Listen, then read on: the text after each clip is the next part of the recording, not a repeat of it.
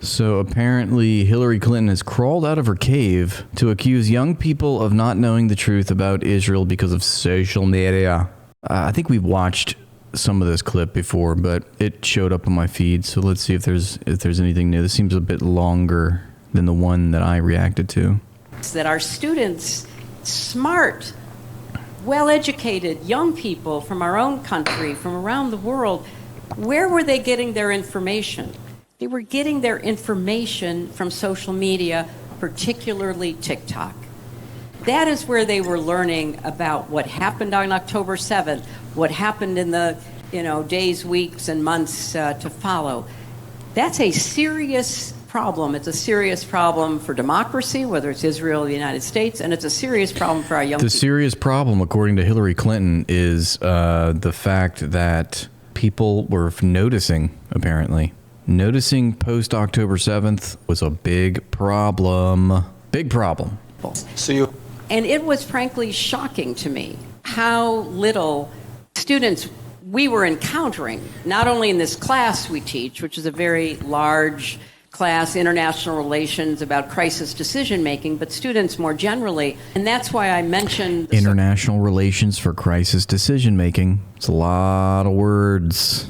That is a word salad when you could just say war crime. Social media piece of it, because when you would try to talk to them to engage in some kind of reasonable discussion, it was very difficult because they did not know history. They had very little context. And what they were being told on social media was not just one-sided. Dude, what are you talking about, Hillary Clinton? Can you stop sniffing your own farts, please, for a second, and recognize that it is exactly mainstream media that wants to divorce history from all of the phenomena that they report on? They keep us decidedly in the dark, ignorant as to the history of a conflict and ignorant of the context of that conflict. And you know what? I'm one of those people that she's talking about that were influencing people on TikTok. And I take personal offense at what she's saying because I actually delved into the history hardcore. I was reading full books, man. Okay? No, I'm joking. I mean, I was, but I'm not trying to pat myself on the back for that. But it takes the bare minimum, is my point, to take a look at the history, to realize that what we're being fed by the mainstream media, this goy slop, is completely deceptive, manipulative, and full of lies. It's a one-sided confirmation bias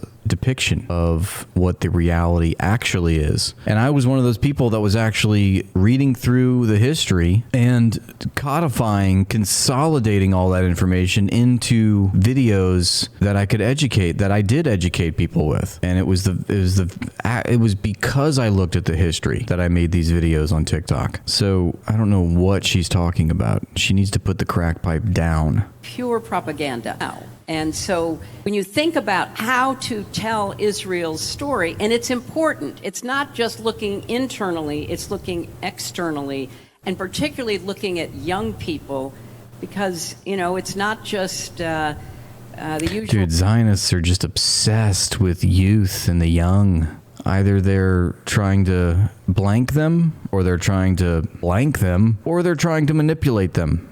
Suspects, it is a lot Gotta control the youth. Of young Jewish Americans who don't know the history. And it's like if you never told a lie, you would never have to really remember anything. The truth shall set you free. The truth is just the truth. There doesn't need to be so much mental gymnastics just to go and get people to believe the truth. There doesn't need to be so much manipulation and contrivance just to get people to believe what you're selling them when it's the truth. Yes. More lukewarm clapping from the audience for Hillary Clinton's speaking engagements. Talking to Condi Rice. She's got the charisma of a wet napkin. And, she said in an interview that I did after the 20-point plan came out, she and I were on CBS, and she said, when people were chanting from the river to the sea, she would ask the students, what river, what sea? They didn't know. I had the same experience.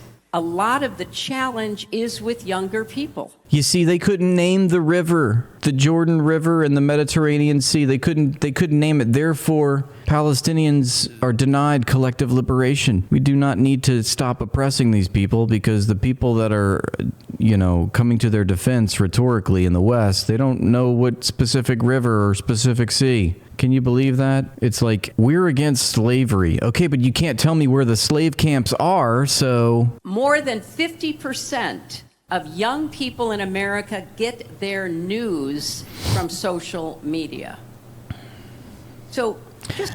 And at a certain point, why is that? The mainstream media establishment, domineering state corporate complex that controls all of everything that we see, hear, or read. What does that tell you? It tells you that they're doing a terrible job. They're actually really incompetent at what they do. They've got all the resources. They've got all the institutions, and yet they're still losing. They're losing people because they're so untethered from reality. Keep crying, Hillary Clinton. Keep coping about it, because you're that bad. You and the class you represent are that bad at controlling the public mind. Pause on that for a second.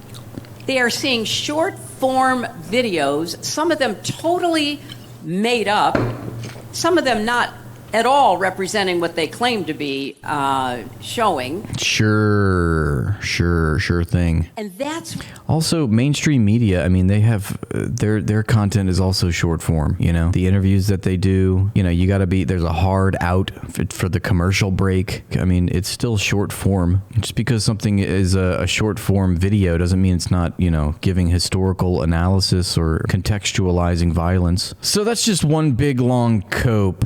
Another cope here is from Rabbi Poupko. Rabbi Poupko, here he is. Rabbi Poupko says that if you are obsessed with Jewish genetics, if you are obsessed with telling Jews where they can and cannot live, if you are obsessed with make a list of Jewish product to boycott, if you are obsessed with telling Jews to go back to where you came from, you are either a member of the Mustachio Man's youth, or you are a pro-Palestinian. Look at that. How are we supposed to take Rabbi Poupko seriously? First of all, he's got that name. Second, he can't even spell Palestinian. He must have stroked out even in anger when he was typing this tweet. He said Palestinian activists. Either way, nothing to be proud of.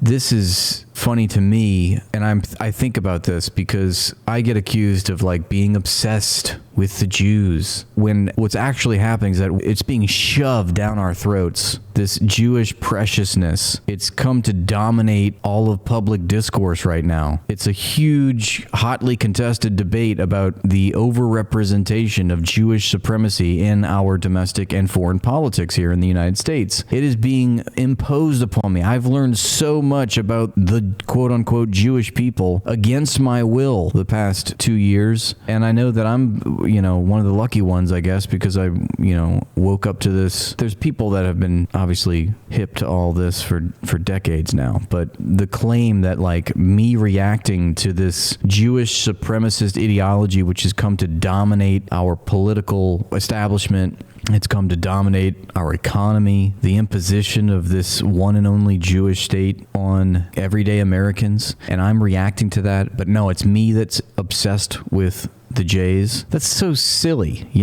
It's so silly. It's so telling. They've made it about the Jays. They just, every chance they get, any sort of rational critique about Israel, no matter what, they always sidestep. They move the goalposts, or they switch it to be about the Jays. It's just about the Jays. We're reacting to that. If there's one people that are obsessed with all of these things, it would be Zionists. That's what we're reacting against. I can't tell you how little I thought of Jewish people in general before October 7th. Nobody cares what religion people celebrate. I mean, no rational, sane people do, really. If you talk to just an average person on the street, I think people will overwhelmingly get behind the idea that we have a freedom of religion. You're free to practice any religion you so choose, as long as you're not hurting other people, as long as you don't, do silly things like commandeer a standing army and commit ethnic cleansing in the name of your religion. I mean, that takes on a whole new identity in my estimation. But to do all those things and then just conflate it back to it's just our religion, man,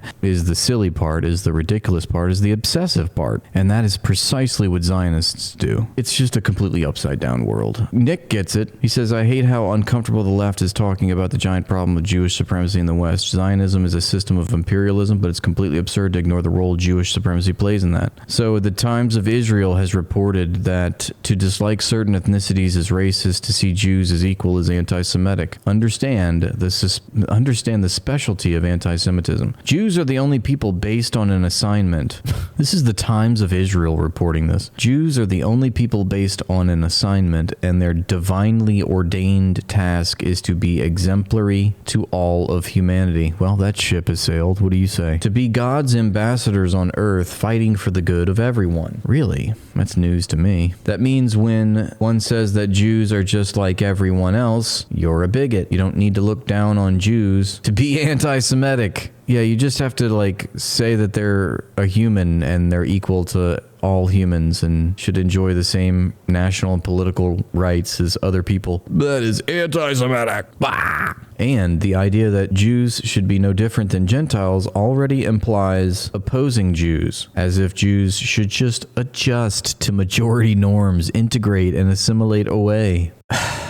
That's just insane. The idea that Jews should be no different than Gentiles already implies opposing Jews, as if Jews should adjust to majority norms. What are you saying? Are you saying that the Jews are not supposed to mass murk everyone around them? That is complete. You're just supposed to expect that we being the Jews, should live side by side with other races and creeds and cultures. We are the Jews. We're the only people based on an assignment. That is just right there. That first sentence is so wrecked. Based on an assignment. Crazy. What do you guys think? You think the Jews are the only people based on an assignment? What's the assignment? Can we go into that? What was the assignment supposed to be? Was it a genocidement? A genocidement, maybe? So there you have it. I mean, they're beyond parody, folks. To see Jews as equal is anti-Semitic, says the Times of Israel. I mean, they're just a walking parody. Thanks for watching, and please like and subscribe to the page to help it grow. And if you'd like to support my work, join my Patreon for exclusive content.